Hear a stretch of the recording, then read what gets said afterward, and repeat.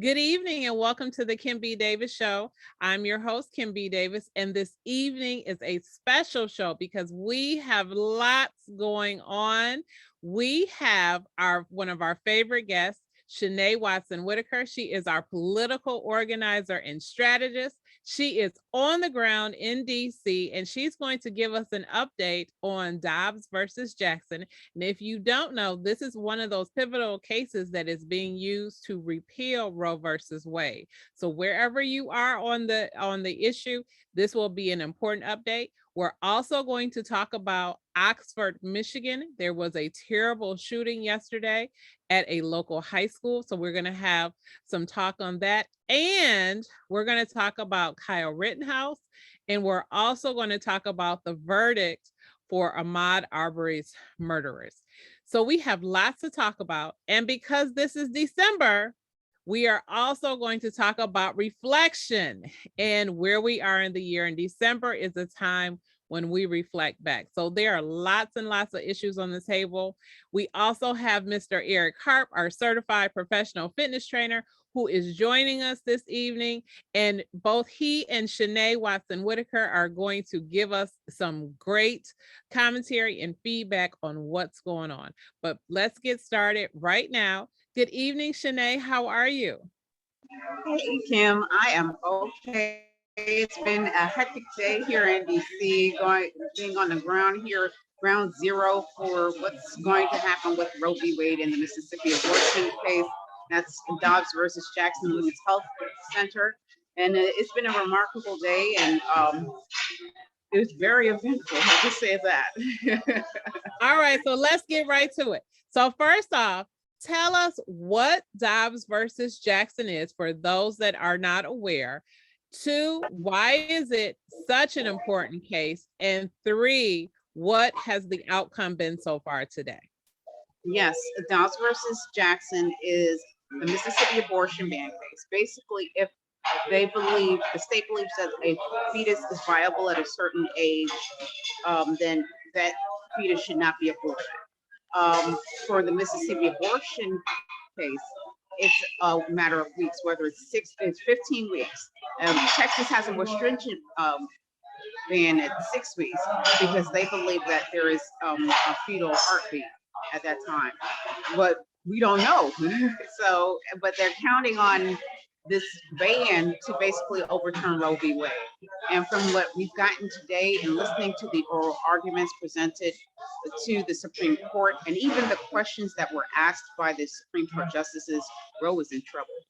And what does that mean for reproductive rights? I think we are in trouble. I think what they're going to do is either overturn Roe universally or kick it back to the states. And like I said, Michigan has a 1931 abortion law that states if you are a provider, regardless of the fetal viability, if you perform an abortion, you are going to face felony charges.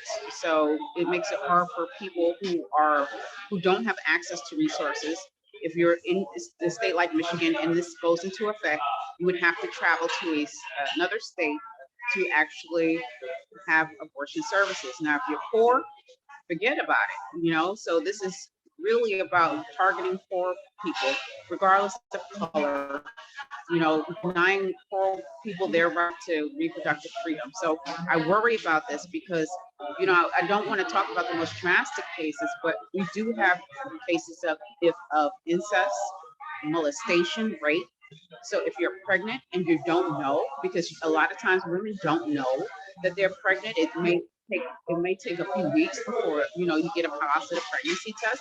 For me personally, I didn't know I was pregnant until I was like 20 weeks pregnant because I was on birth control.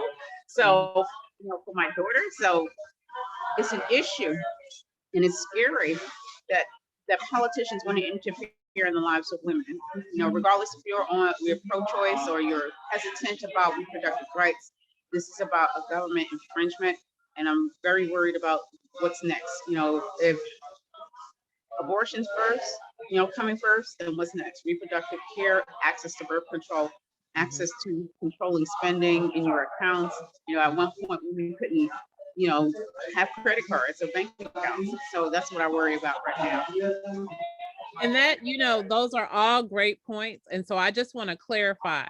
So I heard you say that in Michigan, we have a 1930s law that would state that any provider who performed an abortion, it would typically be considered illegal.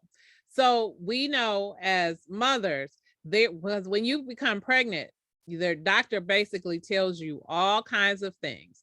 They can tell you that your pregnancy could be terminated for a number of reasons if your health becomes in jeopardy. So if your doctor is making a case that this pregnancy is not going to be viable, that would still be considered illegal, correct? Yes, that's correct. Under the law, if you've read the 1931 abortion law, you can, it doesn't even mention the viability, the health of the mother. So, there's an issue there. So you have to just be mindful of what's going on. We're going from to an extreme. We're moving at 100 miles per hour. But this is what has been the agenda of the right since this 1965 Civil Rights Act, to overturn Roe, to take us back to a time in the 1950s. Some would say the 1850s, where folk of color wouldn't have access to the ballot.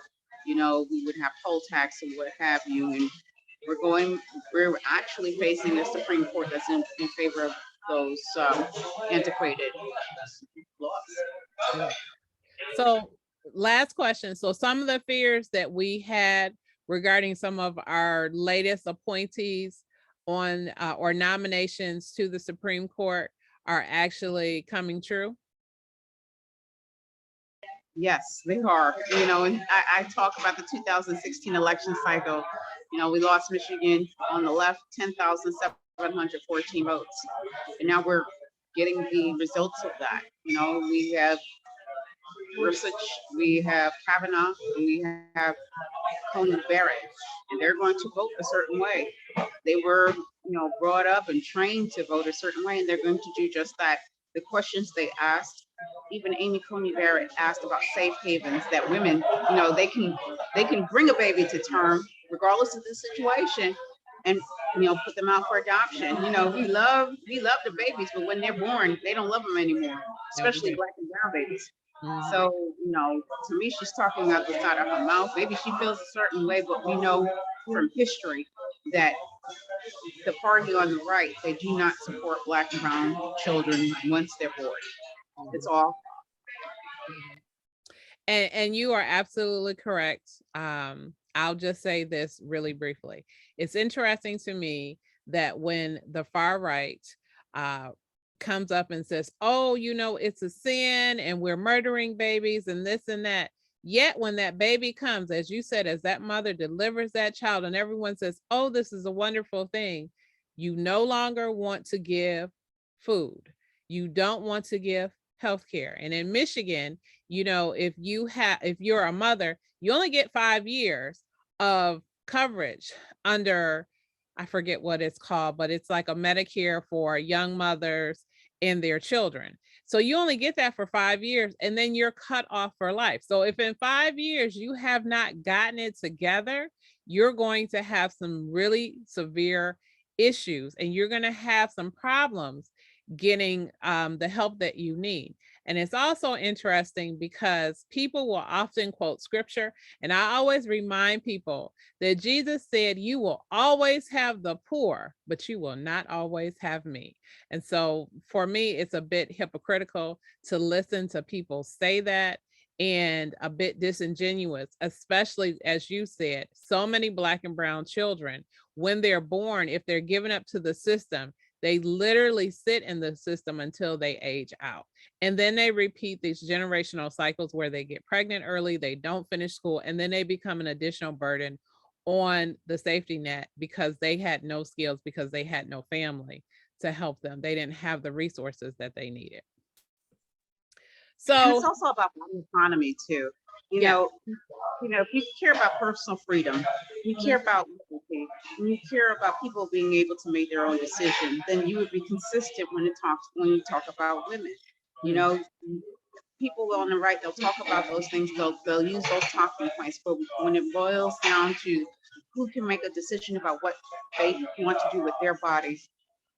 Folks on that other side, they want to interfere. They want to dictate to you what you should do. They want to dictate how you have birth control, how many children you make, how you live, what faith you have, in the name of their interference. And it's just killing. I mean, if you think about it, it's like a cycle. I mean, I wouldn't even say a cycle. It's like, rolling down the hill. What's next? They're already trying to take away our voting rights. They're taking away our right to choose. What's next? Are we really going to move towards Margaret Atwood's Handmaid's Tale? And that's what it sounds like right now. You only have a few states that have legal abortion. States like Michigan. For women, you would have to move to travel to other states for abortion services and reproductive services. And then you have states like Mississippi where it's just, awful. And Texas, you can sue someone, if they get an abortion. And these people are primarily poor, regardless of race. So you're making them impoverished even more. So it's just hurtful. And it's all about it's all about, not losing the majority. We know that we're facing a minority country very soon in the next 20 years. And folks are afraid of it. Let's just keep it real. And that's what it's about. They don't care. Again, they care about Black and brown babies. They care about maintaining the white status quo, the white power structure. And they know that if they lose numbers, they lose influence. If you lose influence, you lose power. And it's all about maintaining power. It's all about maintaining the status quo. It's all about maintaining white supremacy. Well said, Ms. Shanay Watson Whittaker. So now, because like I said, we have a lot to talk about, we're going to move quickly to Oxford, Michigan. And speaking of babies, a young 15-year-old boy, teenager, who is being charged as an adult as of today, is charged with 24 counts of mass murder. He somehow or another got hold of a gun, and not sure really of the details, but we keep hearing that the father purchased a gun for him. He brought it to school.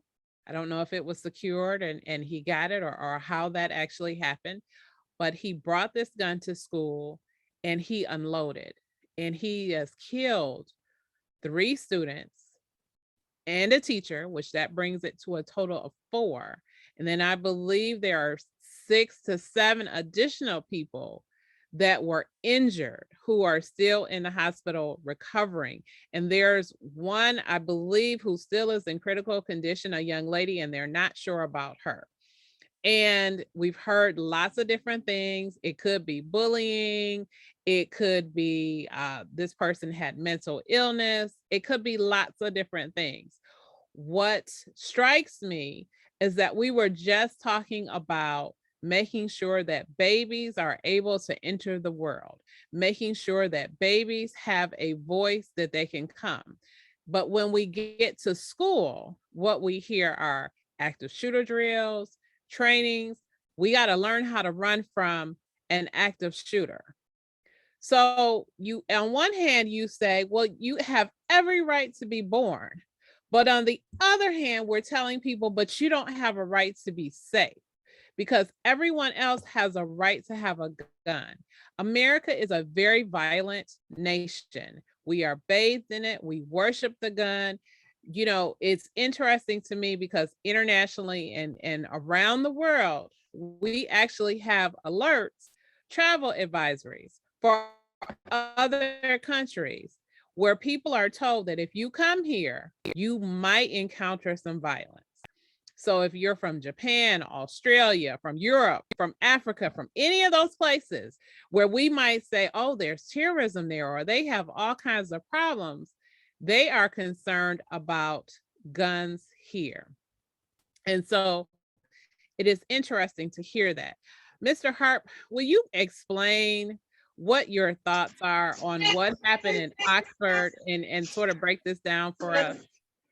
Well, first off, thank you for having me. I know I'm on camera. I got a couple clients that I'm working with. I just finished and letting them go so I can start the paperwork process. I've been listening, and your first guest is phenomenal. So listening to some of the things going on, I agree. This power grab, this power, this need to hold on to power and the fear mongering. But to answer your question, guns, guns, Second Amendment, the wording of the Second Amendment, the interpretation of the Second Amendment, the fight to preserve, the "Don't Tread on My Rights" T-shirts, and yet half the population, you better not catch them with a gun. That's right. Because you know, if I was to walk out here with a gun, I might not make it home.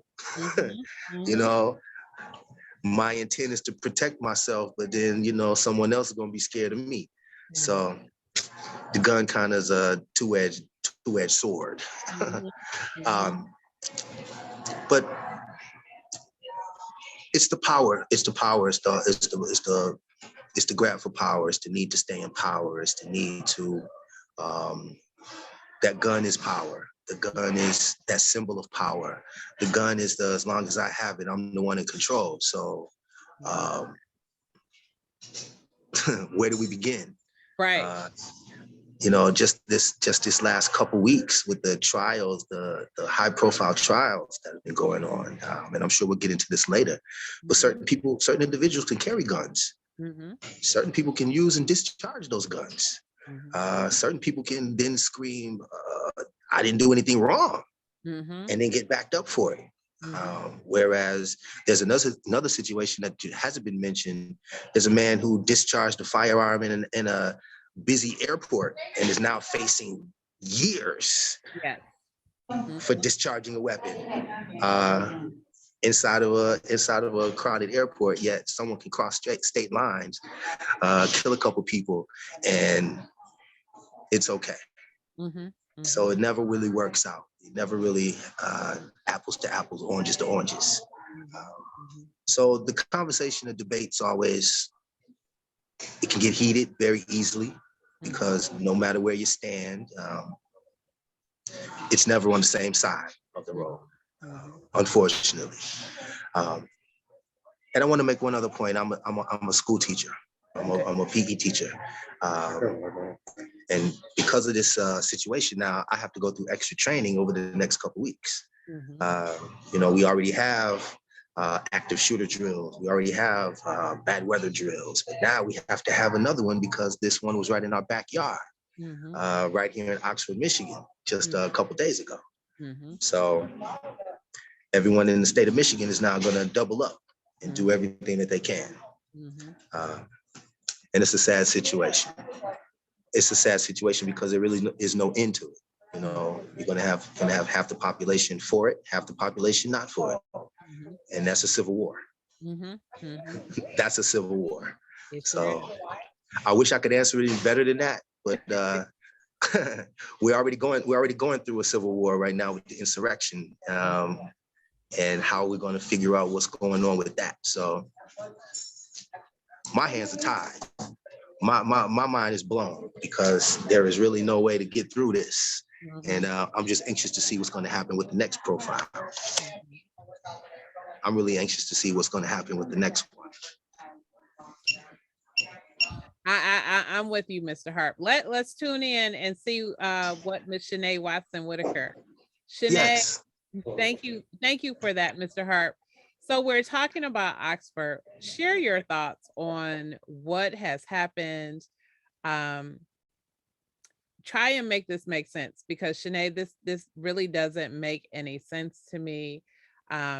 We have a 15-year-old who walked into a school with a gun, he killed his classmates for whatever reason. And I don't know if we'll ever actually know the reason or understand why.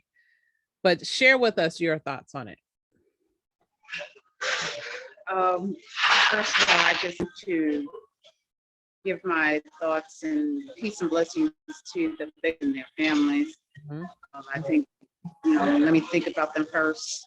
and what they're going through. And, it hits close to home for me. I have to know people who are connected to the shooting victims. And, Michigan, as big as it is, it's still, it has a small town feel. And in some ways, many of us are connected to each other and know someone that has been impacted by what happened. What we're seeing right now, and I'm not going to speculate, but what I've seen so far, I think it's the radicalization of young people. We're quick to call someone who is a radicalist when it comes to black and brown people. But this is a radicalist when it comes to white supremacy and that right-wing mentality, Trumpism we've discussed before. The child's parents, because he is a child, they are members, they are extremists, and we've normalized that kind of behavior. And now we have a young person who is, facing life in jail for killing babies. Yes, they're babies. Their futures are wiped out forever. These parents, the teachers' life has changed forever. The parents without sons, they're adore daughters now. And there are people who are currently in critical condition. We don't know if they'll pull through. So, we have to discuss the radicalization of folks on the right. And okay to buy a 15-year-old a gun from a Black Friday sale. We'll talk about, well, maybe he was bullied, or they talk mess about him or whatever. This is calculated. This was planned. People have access to his Instagram page, and he basically gave hints that he was going to do these things. And the word on the street is that some of the students knew what was up, and they happen to look like us, and it's like, we ain't going to that school today. And they figured out because they figured out what was going on.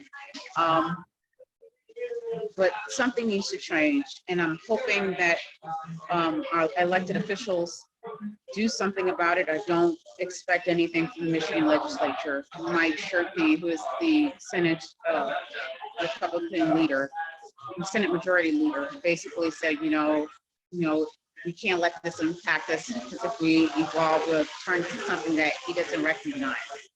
So dead on arrival in the Michigan legislature. But this can be an issue. This should be an issue. We talk about protecting babies. What about those who are already living? You can go back to what we said about, about the Michigan case and Roe and the Mississippi abortion ban. What about these children who are living? They're snuffed out for what? For no reason. These are babies with a future. They had hopes and dreams and aspirations. They were going to prom this year, dances.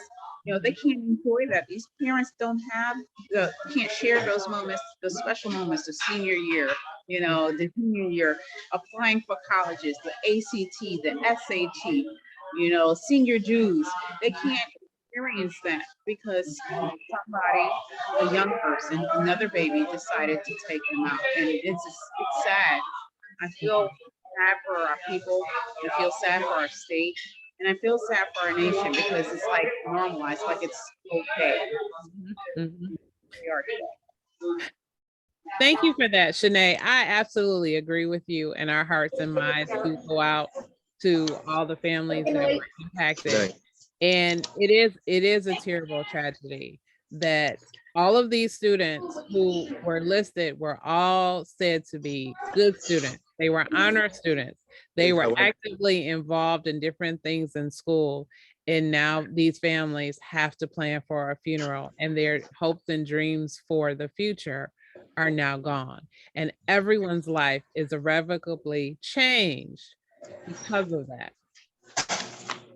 Mr. Harp, did you want to add something to that?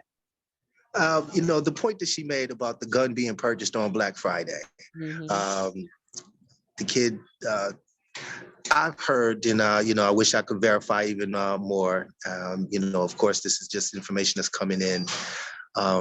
There were some students who, let me backtrack. He had already been in trouble recently for his behavior.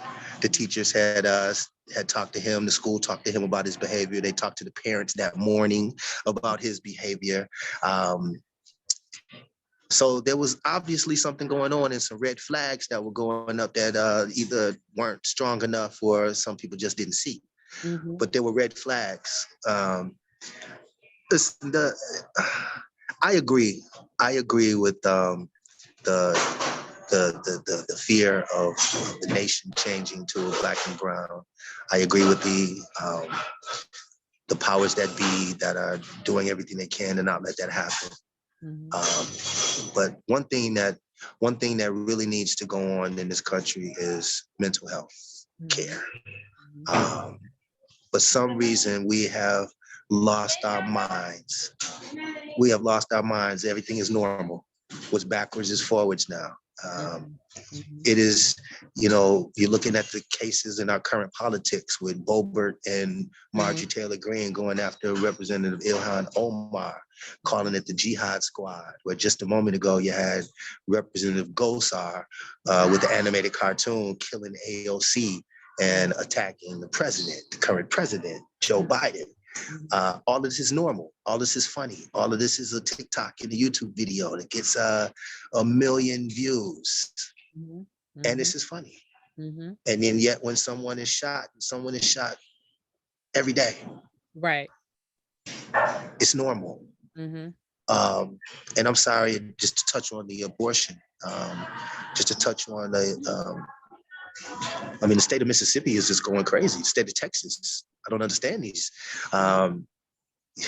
We talk Civil War, but these were some of the, the biggest things of that Civil War era. That these Lone Star states and these states that want to take it upon themselves to challenge the Supreme Court.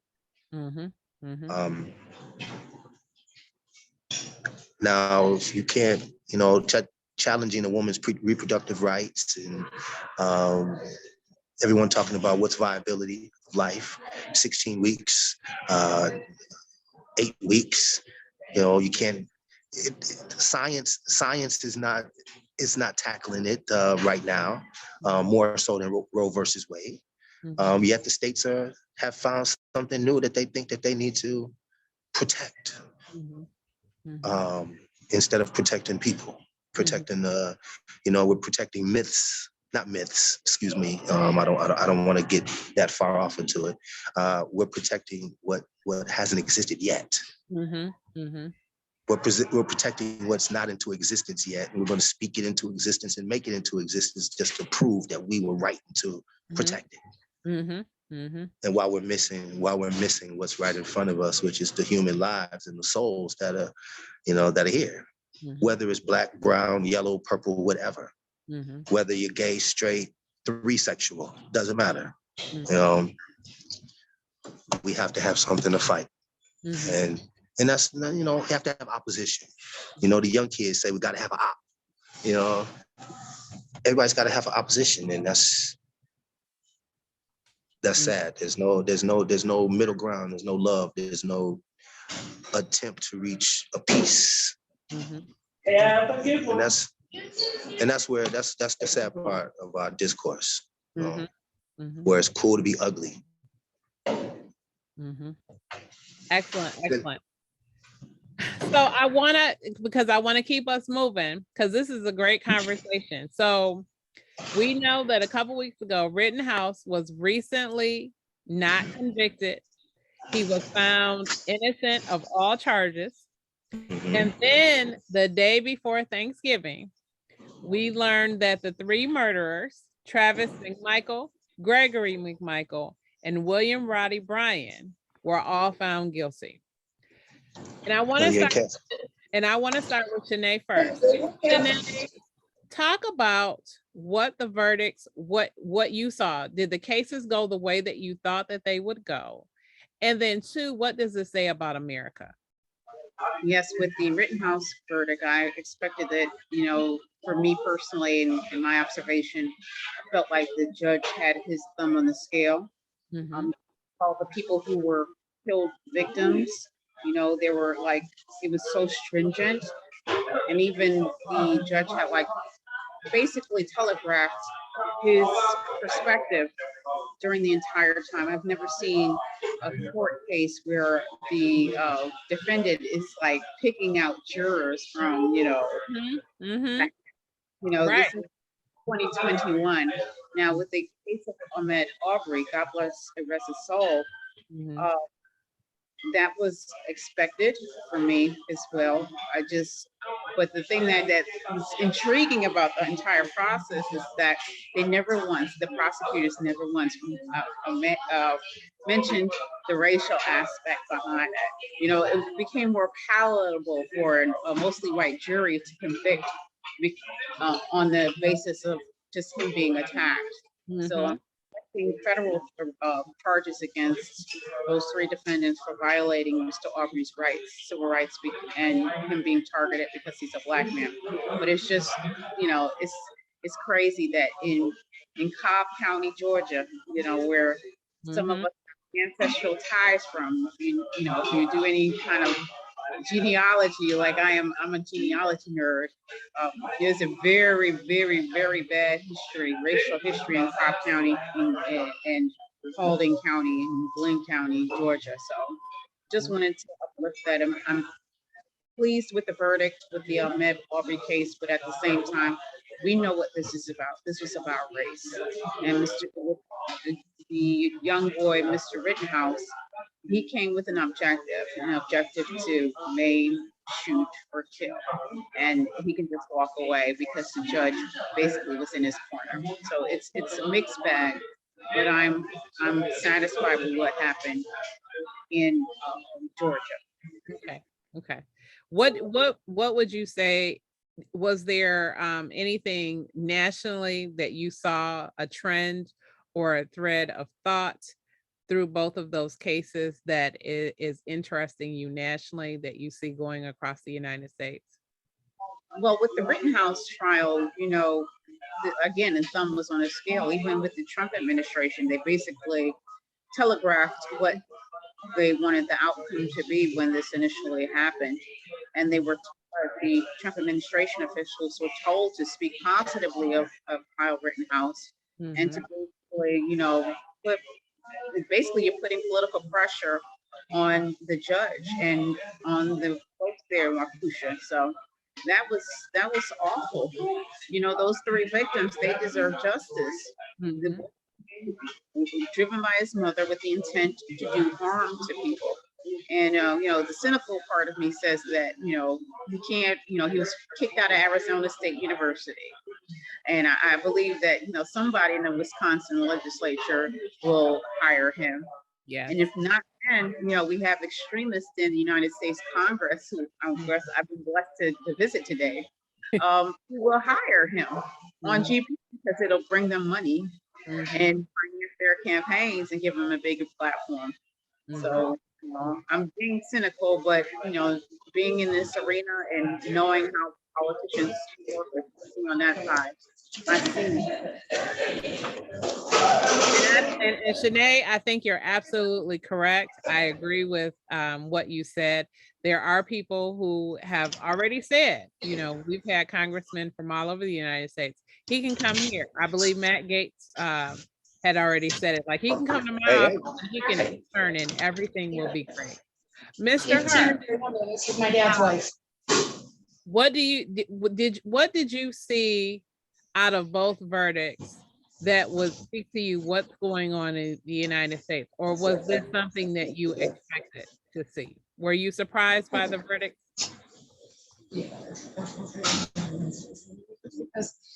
Not at all. Not at all. Okay. And I'm gonna be extra cynical. Please. I'm gonna go past this and be extra cynical. It went exactly the way I thought it would. Okay. Here you go, and y'all gonna hear me talk ill. It went exactly the way I thought it would. As soon as they said you can't say victim, you can't call them anything other than Looter. the wrong stuff, looters, right. and attackers. As soon as you did that, I mean, you setting it up. You setting it up for him to get off. They're gonna ask for no black pastors, no black preachers. Please don't turn that into, what are you doing? Mhm, mhm. How you gonna let my man sit there and say, no, yeah, I'll take that one. No, yeah, I'll take that one. Right. How you gonna let him choose his own jury? Mhm, mhm, mhm, You see, all of this stinks. mhm. How my man get off and how does your boy Tucker Carlson already have the production crew at the trial? Yes. Yes. Mhm, Ready to insert it into his little specials. mhm, You mhm. see all of it stinks, and it goes exactly the way I thought it would. Hello. Now, the families have a nice opportunity to sue. Yes, And they I do. hope in civil court they take everything, because he's going to be on the talk show circuit. He's already been on Fox News. He's on the talk show circuit. Mhm, Take the money, mhm. because he's trying to get money now for defamation. Right. He's trying to say, all of y'all said I was a white supremacist. I'm not a white supremacist. Mhm, mhm, mhm. And now he wants to go after the president for defamation. Yes. And this is what him and his lawyer want to get on television and say, we're going for the biggest fish in the world. We want to make everybody. This is stupidity. This is the circus. This is the clown show that goes on around all of this stuff. Mhm, mhm. Now, it's great that a few days later, we found that those 3 bounty hunters Yeah. pulled off the Ahmad Arberry killing, Mhm, claiming citizens arrest, mhm, want to pull a George Zimmerman, mhm. and with all of this going on, now I thought you only worked here Saturday. they had no choice. They had no choice but to get them. Oh. How y'all doing? They had no choice. Well, And the maybe- reason that they maybe had no sheriff will choice share is some of because, her holiday you meal, know, you know. it's on camera. Mhm. It's on camera. Now, if it wasn't on camera, they'd have got away with it. Yes, they would have. Yes, The they would. Kyle Rittenhouse was on camera, but unfortunately, it was enough on there to show that he was being chased. He broke down in tears, which I guess gave everybody some kind of momentary sentimental thing, because if he would have grabbed the muzzle of my gun, he probably would have used it on me. Mhm, I mean, that's common sense, mhm. because he shouldn't have had it in the first place. Right. And in self-defense, then yes, take that muzzle gun from him and use it on him. Mhm, mhm. That's what self-defense is. So everybody chasing him with a brick and trying to hit him with a brick and a skateboard is trying to hit the dude with the gun. But they're not doing self-defense, they're attacking. And his shooting was not attack, it was self-defense. See, that's some craziness. It is. It is. Topsy-turvy. This is predicted, this is prophesied, but it's crazy. And it doesn't sit well, because the state of our nation is just more and more crazy. Mhm, mhm. And if I can, I want to add one more thing. Please, Since this is all about power. Mhm. It's amazing that we just right back into this new outbreak, this Omicron variant. And to hear all this newness of the Omicron variant when I wake up 2 days ago, that it's all a Democratic ploy. It's either pepperoni or loaded. Just like the Kyle Rittenhouse is a Democratic ploy. Mhm. Just like the Ahmad Arberry case is a Democratic ploy. I don't get it. I don't get it. And, I can't even keep running my mouth because it's so confusing. So I don't want to sound even more confusing.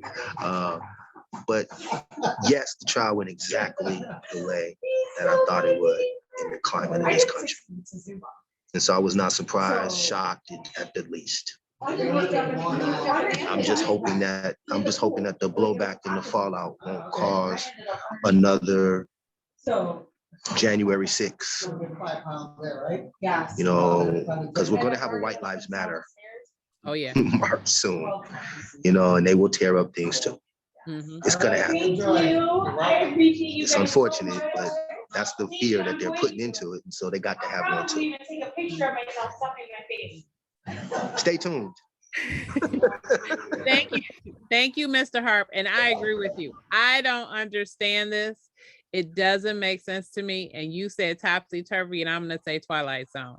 Same thing. It feels like we have gone into, another space and time, another dimension, and we've stepped off into the twilight zone, and none of us can figure out how we got here. Right. So today, I don't know if you guys saw the press conference from Oakland County by the prosecutor. She's a dynamo. I loved everything that she said. She focused on the victims' families, and making sure that people felt safe. And when she listed the first charge of domestic terrorism, I thought, ooh, is that what we're going for? I said, oh, the people on the right are going to have a fit. He's not a terrorist, but he did. He terrorized students in his school. Regardless, again, we don't know what the reason is. And I don't know if there's anything that can even justify this, because if I'm a parent who's lost a child, I'm going to be angry for the rest of my life. I am going to grieve and mourn for what should have been because it was taken from me. So with the Kyle Rittenhouse verdict, Shanay, where do you see, and I'm calling it gun-toting laws, but it's essentially gun-carrying laws, because I'm seeing different states enacting where you can just carry a gun now, and you don't even have to have a concealed license. So I liken this to one of my favorite movies, which is Tombstone. And there's a scene in Tombstone where the brothers are talking, and they get up and make an announcement, and they're saying, nobody's telling you that you can't carry a gun. You just can't carry one in town. Why do you need to have a gun in town? We're a family. And so Mr. Harp is laughing at me. But the reality is, and we've said this before, when I walk into a Myers to go buy a bag of apples and get some bread and some milk and some butter, and I see you walking out with a gun slung across your shoulder or on your hip, my first thing, especially if I have my children, well, what's happening? What's going on? Is somebody robbing a store? Do I need to be in danger? Because I'm getting ready to turn back around and go to my car. Because I don't have any, I'm not connected to that. But then you have people who, as Mr. Harp said, Second Amendment. We get to have a gun and carry it wherever. Now, I know the NRA hasn't came out and said anything regarding Oxford, but I know that Kyle Rittenhouse, as we've already said, as Mr. Harp said, and you said also, Shanay, he's on the circuit tour. There are rumors that he's getting ready to write a book. What do you see his verdict give messaging about gun carrying laws? Shanay. I think I'm gonna take it a step back. I know the state of Florida basically made it legal for you to plow into protesters, because of what happened with the Black Lives Matter protest. So it made it okay to do so in the state of Wisconsin, and Lord knows that basically opened the door to what happened everywhere else, including our state of again, even what happened with him is in the same scope of what happened in Oxford, happening with children who are basically foot soldiers for a cause that they know very little about, and to their political disputes with violence, or their violence and peaceless. And I'm definitely worried about young people and their safety. I mean, to be honest, in urban schools like Detroit, you have metal detectors, so there'll be a new day for places like Oxford and similar small cities and towns throughout Michigan if they decide to move that into that direction because of young people being radicalized to use violence as a weapon instead of talking, instead of reaching out to someone who can assist them. Excellent, Shanay. Thank you. Mr. Harp, did you have anything to add, your thoughts on the Kyle Rittenhouse verdict in terms of how it's going to impact gun carrying laws across the country? Well, it's going to definitely set a precedent. Carrying a gun across state lines, that was always a source of trouble. Because you might have a open carry law in one state and then no guns in another state. So moving from one state to another and not getting in any trouble, well, that's gonna be a precedent. People are gonna be able to turn to that and say, Kyle Rittenhouse did it. Again, the way we have turned our stand your ground law. This is what it is. Guns have been around for a long time. The stand your ground law is something different. Many have guns and don't shoot them. But now that we are in shoot mode, that's where we're going. We're going to have way more cases like this. My heart goes out to the families of the recent victims of Oxford High School and all of the school shootings. So this is now becoming the norm, school shootings. This is more normal than post office shootings. Yeah. School shootings and these young kids, mental health. Again, I'm dealing with kids all the time. And you can't call everybody names. Can't bully everybody. Not everybody has the capability to express themselves and say, to go to someone and say, someone's talking about me. They got to handle it themselves. And we can have many outliers, like video games. Shooting video games, seeing it on the news or the TV all the time. How people are radicalized by just listening to their parents or just watching TikTok videos all day or YouTube videos. You'll get this. It's animated. It's in real life. It's everywhere. So those are the outliers that make it so easy to not think twice about pulling the trigger. These cases are now showing us that we have no moral or legal ramifications anymore. These guys will go home at night. People who've done damage, serious damage, and say, I only trespassed. Why do you put me in jail? Why do you keep me away from my family for 30 days? No. When we come down to it as a race, we've been asking, well, why did someone get 20 years for taking a candy bar? Exactly. And yet the other side wants to cry. I'm a victim. And oh my goodness, how could you do this to me? How could you make me a victim when all I did was shoot 3 people who were calling me names? And now the victim is the shooter. The people who got shot, well, they're just statistics. Because in a lot of court of law, you can't call them victims. And that's what Kyle Rittenhouse trial has established. Another lawyer can come in and say, you can't call these victims victims. You have to call them something else. And under the law, when the jury receives their instructions, they have to go by the law. Not what makes sense. They have to go by the law. And then that's why you can say someone's nasty, crusty toenails. Yes. And get it in the record.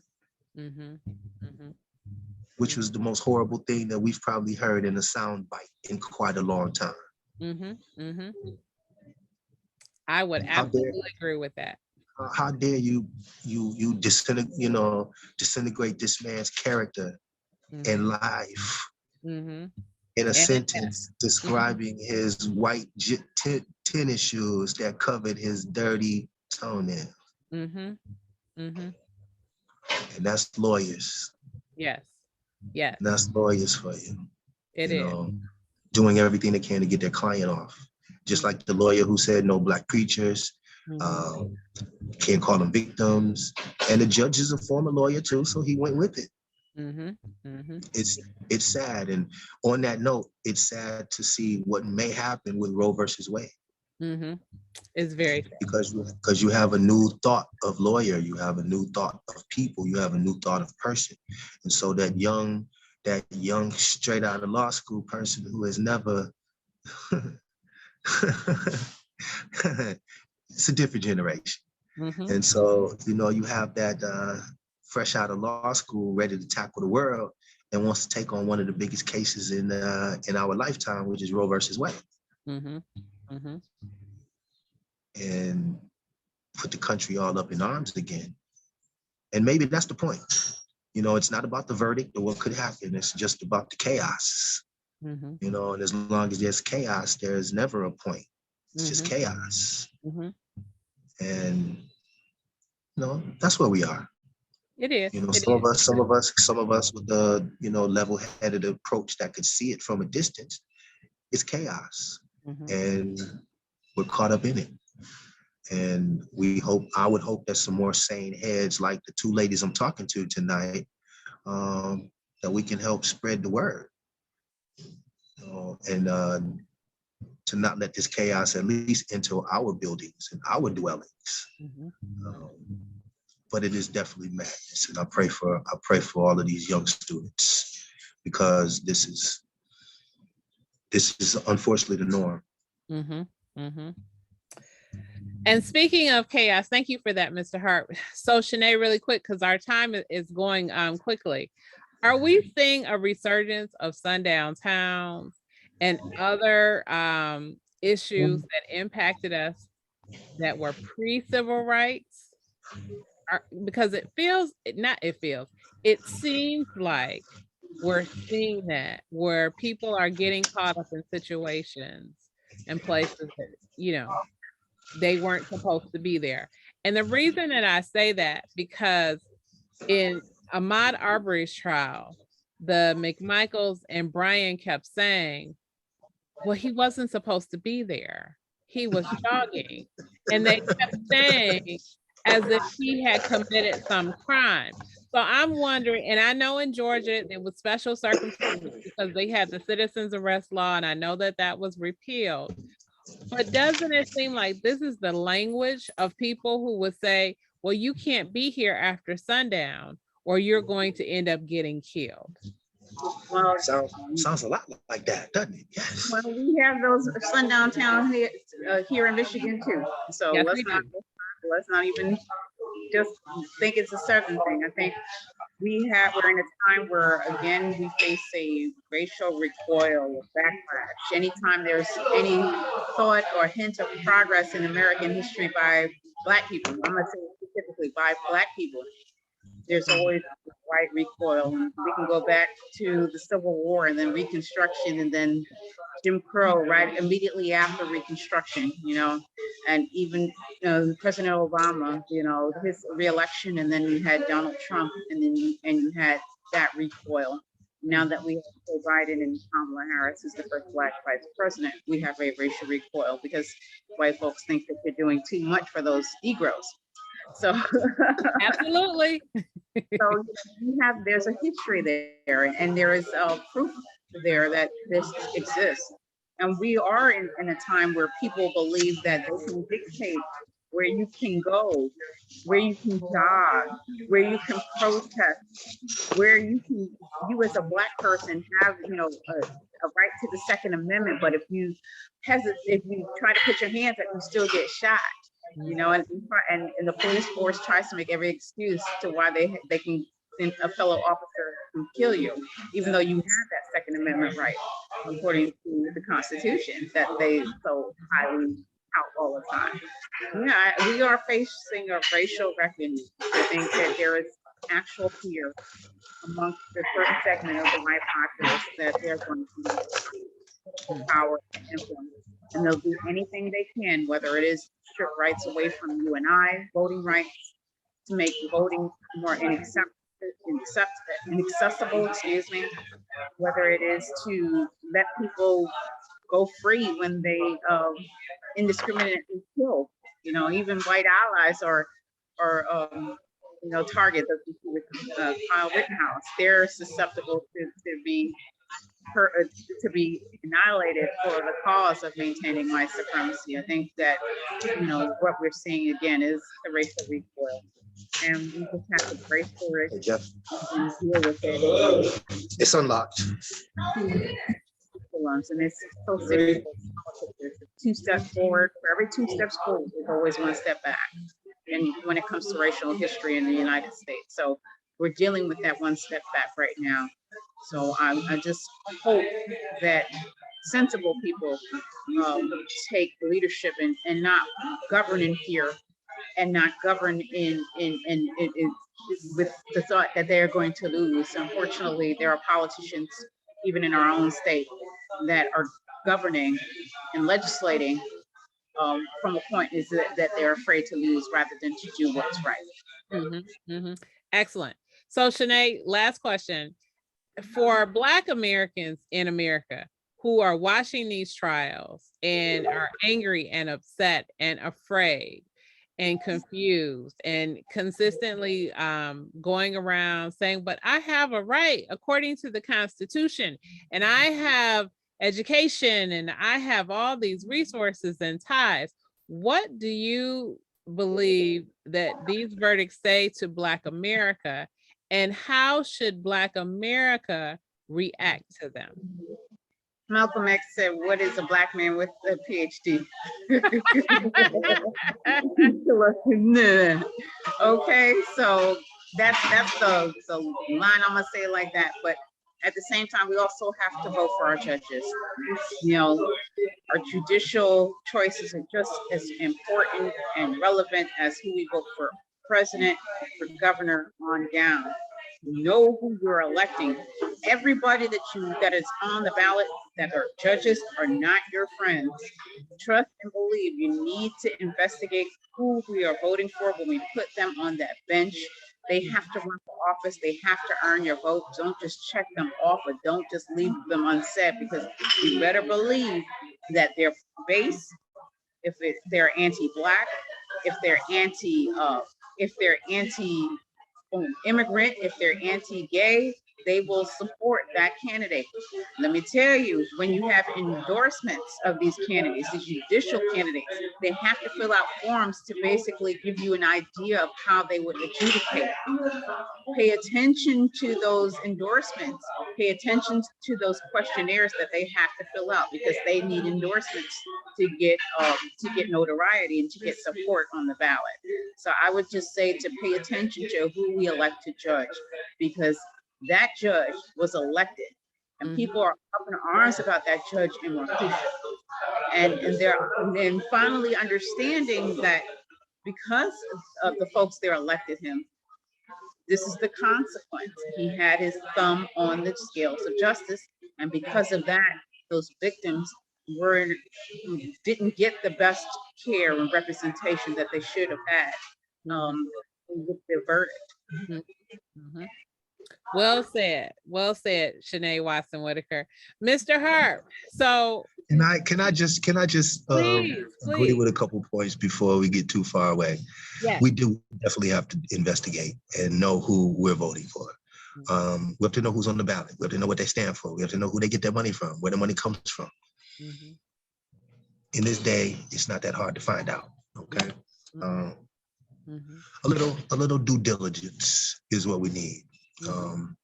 Gone are the days where we can just say, well, it don't apply to me. Right. Because it does. We've gone through many chances in our history of not getting the right representation because we just didn't have a choice. Whether we just didn't have access to money or whatever, we didn't get proper counsel or representation. And so we have to make sure that, that's what we can do that. They're scared of the voting power that we have. Always have been. We just have to use it. Right. We have to use it. We talk about, when I say they, there's Republicans and Democrats. The Republicans, they are afraid of the upcoming midterm elections, but so are the Democrats. They're afraid of the upcoming midterm elections. And so everyone needs to be involved so that we just don't sit back and say, I'll see what happens. Right. And then I knew it. It wasn't for me. We can't do that anymore. So we have to get involved. And we've been saying this, and there's many of us that have been saying this for years and years and years, but we have to get involved. And this is the perfect time. Mhm. We have to vote for these laws. We can't let Roe versus Wade be under attack. We can't let the Second Amendment grow further and further based on great lobbying by the NRA. Mhm. And we definitely can't let Civil Rights Act. The Civil I'm Rights sorry. Act. We can't let Oh, the Civil Rights oh my Act, goodness. Oh my goodness. Yes. be diluted any further than it already has. It needs to be strengthened. Mhm. Yes, Mhm. and the Definitely, definitely. must be passed and is sitting in the Senate Yeah. right now. And as much as senators say they're in favor of voting rights, they're sitting on it. Right. They're sitting on Build Back Better right now. They are sitting on that. The senators, even our senators in our state, just sitting on it. As they say they support it, they're sitting on it. Mhm. If they wanted to pass it in the Senate, they would have. So Mhm. we have to apply political pressure on our senators, our sisters in Michigan, because they can move things. They're heads of committees in It's our, horrible. and they're sitting on that as well. So I It's would just horrible. put out there, they can move things. They have Yeah. more influence and power than we give them credit for. They've been Well, in the they have, Senate. and I'm so sorry to me to jump in. Yes, they do. They have all the power, but right now it's obstructionist power. It's Mhm. not about progressive. It's not about anything progressive. It's all about obstructionist. Mhm. And as long as I can stand in your way to make sure something does get done, then my agenda is done. Mhm. Mhm. And that's a horrible dichotomy right there. That's a horrible way to keep fighting. That's what the Civil War is. That's how the Civil War is being fought. Exactly. Exactly. Thank you, Ms. Shanay Watson Whittaker. Thank you, Mr. Eric Harp, for being on the Kim B. Davis Show and breaking down our topics. We had so many more things that we could have talked about, but our time ran out. We definitely want to have both of you come back. Shanay, I know that you are on the ground and you're running. You've got some other Congress people to see this evening and talk to. Thank you again for doing the service that you do. Mr. Harp, I know that you are making sure that people stay in shape, and we're going to talk to you at the end of the month about making sure that we're staying in shape physically and also mentally. Shanay, before we get out of here, can you tell us how we can reach you and where we can find you on social media? Well, you can find me on Twitter, Loftem. It's and then underscore Negrita, Negrita. You'll find me on Twitter with my takes on hot takes and some tea and some interesting dynamics in Michigan politics and national politics too. Excellent. Mr. Harp, how do we find you? You can find me on social media platforms, Twitter, Snapchat, all of that at ESQ360, ESQ360. You can send me an email at ericharp9@gmail.com and I will respond. And I want to thank you, Ms. Davis, Ms. Watson Whittaker. Excellent show tonight. And you ladies are very intelligent and I love it. I love your conversation. Thank you so much. Thank you guys for being on the Kim B. Davis Show. I so appreciate you guys. You broke down our topics so well that we're going to have to do a part 2 to continue on in this conversation. Thank you all for tuning into the Kim B. Davis Show. You know, you can find me, Kimberly Batchelor Davis, at kimbdavis.com on my personal website, where you can find out more about me as an author. You can find me on Facebook, Twitter, Snapchat, LinkedIn, TikTok, everywhere on social media. You can find me under Kimberly Batchelor Davis. Batchelor is spelled Batchelor. You can see this show at youtube.com/Kimberly Batchelor Davis. You can hear this show on Spotify, Apple, Google, and Stitcher. Thank you again for tuning in. And as always, remember, be magnificent.